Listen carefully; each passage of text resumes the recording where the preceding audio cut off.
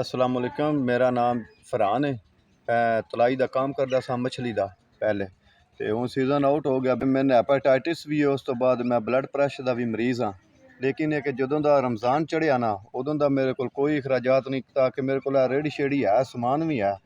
तो मेरे को नहीं है ऐसी चीज़ जो मैं कोई ना इन्हों का समान लै सकां।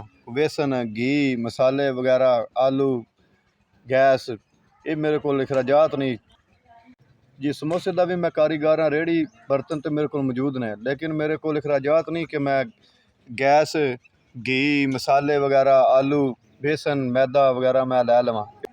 मेरे को समोसे तो पकौड़े का समान हो जाए तो चलो मैं अपने पिंड में वेच के अपने बच्चों का गुजारा कर लूँ।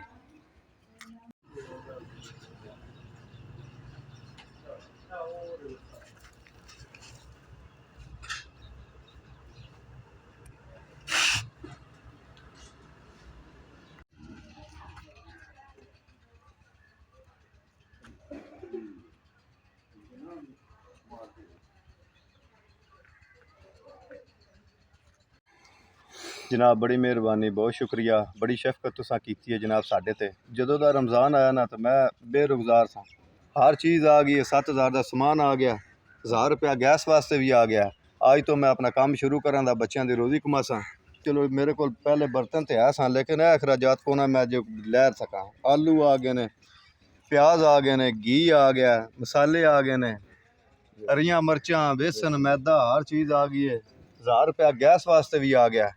तो चलो मैं अज अपना काम शुरू करके ते बच्चों की रोज़ी कमावांगा। तो भला होवे तुहाडा जनाब, जींदे रहो, अल्लाह तुहानू तौफीक देवे ऐसे तरह गरीबां की खिदमत करने दी। ते असी जनाब बच्चे खासन दुआवां देवन दे तुहानू।